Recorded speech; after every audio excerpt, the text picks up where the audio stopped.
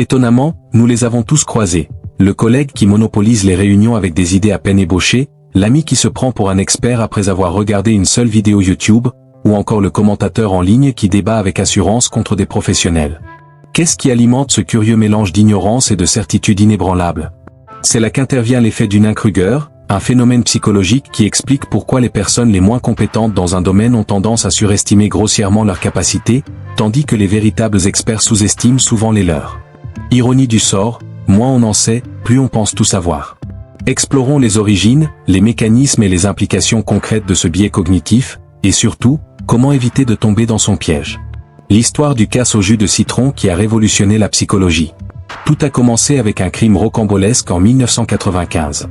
Un homme nommé MacArthur Wheeler entre dans 2 banques de Pittsburgh, les braque en plein jour, et repart tranquillement sans masque. Arrêté peu après, il est totalement perplexe.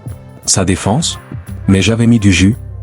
Wheeler s'était enduit le visage de jus de citron, convaincu que cela le rendrait invisible aux caméras de surveillance, parce que le jus de citron peut servir d'encre invisible. Cette logique ahurissante a attiré l'attention du psychologue David Dunning, qui s'est posé une question simple. Comment quelqu'un peut-il être si incompétent qu'il ne se rend même pas compte de son incompétence? Intrigué, Dunning s'est associé à Justin Kruger, un étudiant diplômé, pour étudier ce phénomène. Leurs conclusions, publiées en 1999, ont révélé une vérité déconcertante. Les individus les moins compétents surestiment considérablement leurs capacités. Leurs travaux ont défini l'un des biais cognitifs les plus connus en psychologie. Pourquoi les moins compétents surestiment-ils leurs capacités? L'effet Dunning-Kruger ne se résume pas à l'ignorance. Il s'agit d'un aveuglement métacognitif. Les compétences nécessaires pour bien accomplir une tâche sont les mêmes que celles nécessaires pour évaluer correctement sa performance. Sans suffisamment de connaissances pour juger de leurs lacunes, les incompétents se retrouvent prisonniers d'un cycle de fausse confiance. Dans une étude, Dunning et Kruger ont testé des participants sur la grammaire, la logique et l'humour. Les moins performants pensaient avoir surpassé la majorité de leurs pairs, tandis que les meilleurs sous-estimaient leurs résultats. Ce paradoxe explique pourquoi, comme l'ont noté des penseurs comme Bertrand Russell ou Charles Darwin bien avant la psychologie moderne, les fous et les fanatiques sont toujours 6 sur 2, alors que les sages sont pleins de doutes. Ce phénomène se manifeste de 3 manières principales. Le problème des inconnus. Les débutants ne manquent pas seulement d'expertise, ils ignorent à quoi ressemble l'expertise. Ils ne peuvent ni reconnaître leurs erreurs ni mesurer l'étendue de leur ignorance. Comme le dit Dunning, si vous êtes incompétent, vous ne pouvez pas savoir que vous l'êtes. Le biais de confirmation à l'œuvre, les gens ont tendance à remarquer les informations qui confirment leurs croyances et à ignorer celles qui les contredisent. Un mauvais joueur d'échecs se souviendra de ses victoires chanceuses, mais oubliera ses erreurs, renforçant l'illusion de sa compétence.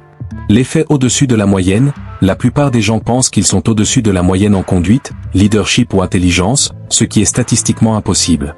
Ce biais nourrit une confiance excessive, poussant les gens à se fier à leur instinct plutôt qu'à une véritable expertise. Le chemin de l'ignorance à la maîtrise. L'effet Dunning-Kruger ne se contente pas d'aplatir la relation entre confiance et compétence. Il suit une courbe distincte. Le pic de la stupidité, une explosion initiale de confiance lorsqu'on apprend juste assez pour croire qu'on sait tout. Pensez à l'étudiant fraîchement diplômé convaincu de pouvoir diriger une entreprise après avoir lu un seul livre de management. La vallée du désespoir, la confiance s'effondre lorsque l'apprentissage révèle l'ampleur des lacunes. C'est là que beaucoup abandonnent, submergés par leurs limites. La pente de l'illumination, avec un apprentissage continu, compétence et confiance s'alignent progressivement. Le plateau de la durabilité, les experts, conscients de ce qu'ils ne savent pas, maintiennent une confiance sans arrogance. Paradoxalement, la véritable maîtrise s'accompagne souvent d'une humilité intellectuelle, la prise de conscience que la certitude est un signal d'alarme et que la complexité est inévitable. Les conséquences dans le monde réel, quand la confiance excessive devient dangereuse. L'effet Dunning-Kruger n'est pas qu'une curiosité psychologique, il a des conséquences graves. Chaos au travail, une étude a montré que 95% des managers pensent faire partie des 50% les plus performants, ce qui est impossible. Les employés trop confiants mais peu qualifiés rejettent les retours, surestiment leurs contributions et perturbent le travail d'équipe. Erreur médicale, en santé, la confiance excessive peut être fatale. Des études montrent que les médecins les plus sûrs de leur diagnostic ne sont pas nécessairement plus précis, mais moins susceptibles de vérifier leurs conclusions ou de consulter d'autres experts.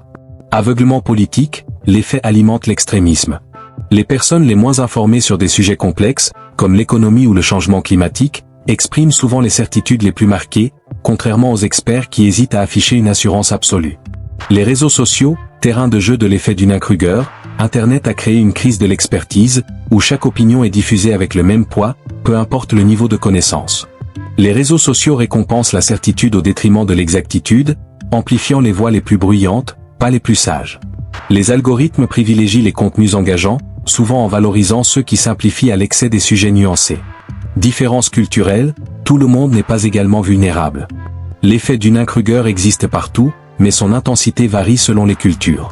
Les sociétés occidentales, en particulier aux États-Unis, valorisent l'individualisme et l'autopromotion, ce qui encourage la confiance, parfois au détriment de l'exactitude. Les Américains ont tendance à se considérer au-dessus de la moyenne dans de nombreux domaines, renforçant la surconfiance. À l'inverse, les cultures asiatiques, comme au Japon, mettent l'accent sur l'humilité et l'amélioration de soi. Les étudiants japonais, par exemple, sous-estiment souvent leurs compétences, un schéma opposé à celui observé en Occident. Échapper au piège de l'effet Dunning-Kruger. Mauvaise nouvelle, nous sommes tous vulnérables. Bonne nouvelle, nous pouvons y remédier. Voici comment. Recherchez des retours et écoutez-les vraiment. Les critiques honnêtes des experts sont précieuses, mais les accepter demande de surmonter l'instinct de se défendre. Pratiquez délibérément, se contenter de répéter une tâche ne suffit pas. Concentrez-vous sur l'amélioration de vos faiblesses et cherchez des évaluations externes. Cultivez l'humilité intellectuelle, la confiance est utile lorsqu'elle est ancrée dans la réalité. L'équilibre réside dans la conscience de ses limites. Accepter l'incertitude, dire « je ne sais pas » est un signe de sagesse, pas de faiblesse. Méfiez-vous des connaissances superficielles, lire un livre ou regarder quelques vidéos ne fait pas de vous un expert. La véritable compréhension exige un apprentissage profond et une pensée critique. Pourquoi cela compte pour la société? L'effet Dunning-Kruger n'est pas qu'un défaut individuel, il a des répercussions massives sur la société. En politique, des électeurs trop confiants mais mal informés influencent les décisions, rendant la société vulnérable à des solutions populistes simplistes. Au travail, les postes de direction peuvent être occupés par ceux qui projettent de la confiance plutôt que par les plus compétents. En santé publique, la désinformation se propage plus vite que les conseils d'experts, sapant la confiance dans la science. Comme l'a dit le physicien Richard Feynman, le premier principe est de ne pas se mentir à soi-même, et vous êtes la personne la plus facile à tromper. Reconnaître nos angles morts est la première étape pour les surmonter. Conclusion, le pouvoir de savoir ce qu'on ne sait pas. L'effet Dunning-Kruger nous enseigne une leçon cruciale. La confiance doit se mériter, pas se présumer. Le chemin vers la connaissance ne consiste pas à tout savoir, mais à réaliser combien il reste à apprendre. Cette prise de conscience ne se limite pas à un exercice intellectuel personnel, elle a des implications concrètes dans l'éducation, le leadership, la science et même nos relations personnelles. Imaginez un monde où les leaders admettent leurs lacunes et recherchent des conseils d'experts, où les utilisateurs des réseaux sociaux privilégient les discussions réfléchies à la certitude impulsive, où les lieux de travail valorisent la compétence plutôt que l'assurance, où les écoles enseignent non seulement des faits, mais aussi l'art de questionner ses propres hypothèses. Ce n'est pas qu'un rêve, c'est un objectif atteignable.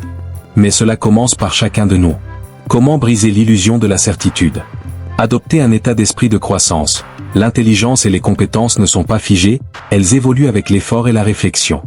Reconnaître cela rend plus ouvert à l'apprentissage et moins sujet à la surconfiance. Posez plus de questions que vous n'apportez de réponses. Les vrais experts ne se précipitent pas vers des conclusions. Ils explorent, enquêtent et testent leurs hypothèses. Abordez les nouveaux sujets avec curiosité, pas seulement avec conviction. Entourez-vous de personnes qui vous défient. Si tout le monde dans votre entourage est d'accord avec vous, vous êtes peut-être coincé dans une chambre d'écho. Cherchez des opinions divergentes et engagez-vous avec elles de manière réfléchie. Acceptez l'inconfort de ne pas savoir, la mentalité la plus dangereuse n'est pas l'ignorance, c'est l'illusion de la connaissance. Accepter l'incertitude peut être déstabilisant, mais c'est une condition préalable à une véritable compréhension. Restez humble, même en apprenant davantage. Paradoxalement, plus vous devenez savant, plus vous devriez être conscient de vos limites. L'expertise ne consiste pas à avoir toutes les réponses, mais à savoir quelles questions restent à poser. Le paradoxe de la sagesse. En fin de compte, l'effet Dunning-Kruger est à la fois un avertissement et un défi. Un avertissement que la certitude peut être un piège, mais aussi un défi à viser une compréhension plus profonde. Si cette vidéo vous a apporté quelque chose, n'hésitez pas à liker, à la partager avec un ami et à vous abonner à la chaîne pour plus de contenu éducatif. À bientôt.